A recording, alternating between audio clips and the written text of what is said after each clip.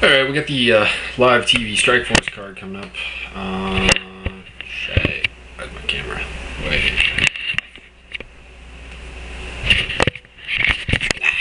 Sorry. Alright, there we go. So it's the live CBS card coming up this Saturday. I do believe it is. If I'm mistaken, kick me. Apparently November 16th and whatever. Anyways, this is Strikeforce Challenger Series plus the live card November 6th and 7th this Friday and this Saturday coming up. And basically what I'm going to do, because this fight card keeps changing and changing, I'm just going to do the fights that interest me from a standpoint of an interesting fight, and those that are important to the overall MMA scene. For example, Fedor versus Dariush. The first such, I'm just going by the MMA playground thing. Roxanne Modafferi versus Marloes Coenen. Had this fight not already taken place once before, I would probably go with Marloes Coenen. She's bigger, stronger, a better striker than Roxanne. In theory, you should actually be able to keep this fight standing, but Roxanne won a split decision with her before. I think we're going to look at a similar result, possibly a unanimous decision. She is an excellent grappler. Very, very good. She has a pretty good chin, actually, because she hasn't been finished with strikes at all in her career. And that bodes well for her against Marloes. So I'm going to take her. She didn't finish her before, and I think Marloes is getting better at the submission aspect of the game. And thus, this will probably go to a decision with Roxanne and Modafferi winning. Other interesting fights, let's see here. George Gurgel, Billy Evangelista.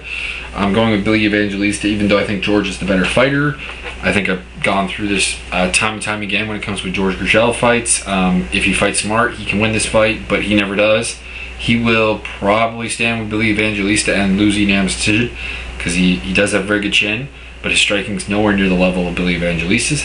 He is way better on the ground, and I think if he takes it there, he can win by submission pretty easily, but we've seen in the past, that's not the George Gurgel game in MMA. So, Billy Evangelista, unanimous decision. Gegard Mousasi versus the African assassin Sokoudjou, Ramon Thierry Sokoudjou.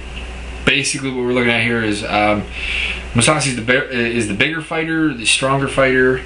Mousasi is the faster fighter, and I think the more technical fighter. I think on the feet, Mousasi is a lot better than Sokoudjou. I think he's also better on the ground. They both come from a judo background. Sokoudjou is a little more decorated in the judo realm, but we've seen Gegard when it comes to applying judo in MMA. He's been very good at it. Sokoudjou hasn't. So you gotta go with Gegard pretty much in every aspect of this fight, and I'm gonna go with probably a second round stoppage via TKO.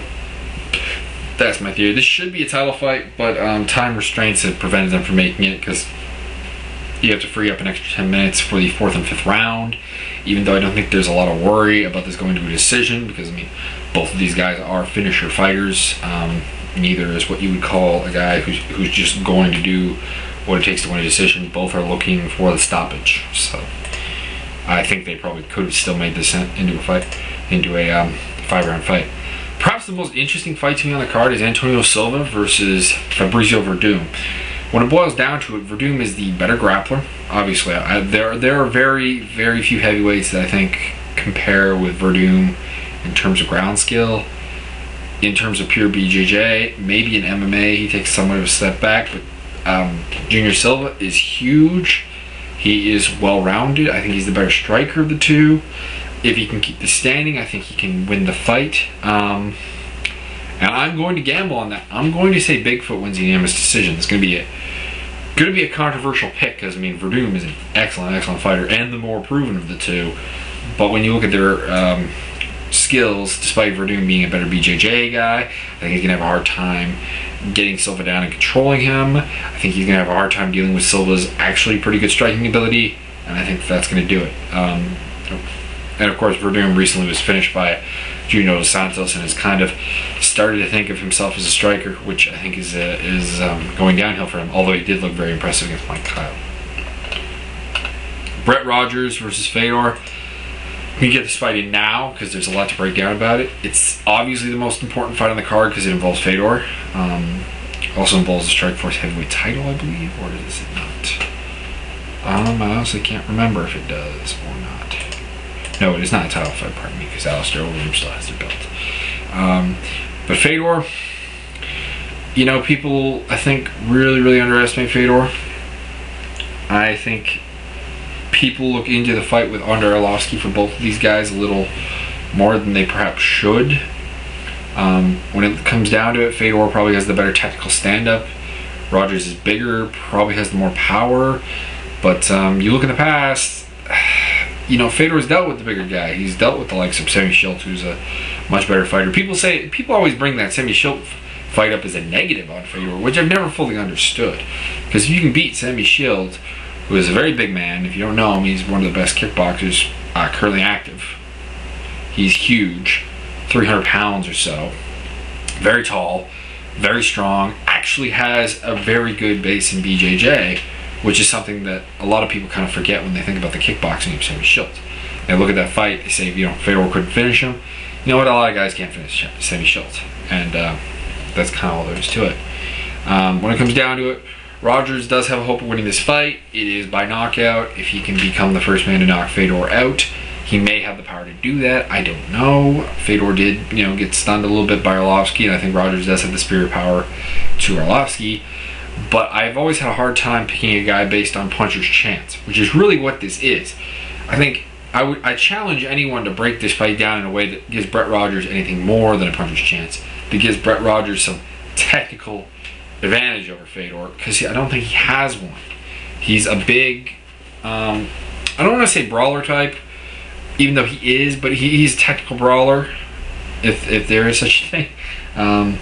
But when it comes down to it, Fedor, you break this down technically, Fedor should win. The only thing Rogers has is the power and size. And I don't like taking a guy because of that. So I'm going with Fedor. I'm going to say by a submission in the first round. I think he comes in, he closes, he takes Rogers down, and chokes him or armbars him for the victory. There's also a decent fight between JT Money, Jesse Taylor, and Luke Rockhold. I'm taking Taylor by UD. I think he's the better wrestler than Rockhold. Rockhold is coming off of a big win over Corey DeVella, though, and a dominant win. But at the same time, you know, I kind of think that fight was kind of fishy the way it happened. But, you know, a 30-second submission of DeVella. Someone post, if you remember, if DeVella got injured or something in the fight. JT Money, unanimous decision. Everyone knows Jesse Taylor from The Ultimate Fighter. Mr. Kick the window of the limo out. And the final fight I'm going to break down is Mayhem Miller versus Jake Shields. I'm a massive Mayhem Miller fan, a Mayhem Miller monkey, as it were. But at the same time, I look at this fight, I look at Jake Shields, I look at the little fight he had with Jacare. Although he survived that fight, he was dominated. Jake Shields, I think, has a lot of the same abilities as Jacare. He's not quite as big, but he's explosive, he's athletic, he has actually probably better stand-up than Jacare. He has an excellent ground game. You look at people who have been able to put Jason Miller on his back, they have succeeded, and I think Jake Shields will do that. I think it'll probably be a decision, because I never like to pick Mayhem to get finished, because I've seen that guy take some just impressive beatings. But that's all I have to say on that fight. But yeah, quick note on The Ultimate Fighter, which is coming up tonight. Probably picking Marcus Jones to defeat Mike Wessel and end the Rampage losing streak. And I'm ironically going to take size on that, but I think that Marcus Jones has a power advantage. I think Wessel's not light years ahead of him, despite being a more well-rounded, more technical fighter. But I think Marcus Jones takes that fight. And I will do my usual episode review later on this evening. So, oh yeah, to the YouTube Ultimate Fighter guys, I will be doing an episode today for, I believe, for Orangeville tomorrow. Anyways, that's all.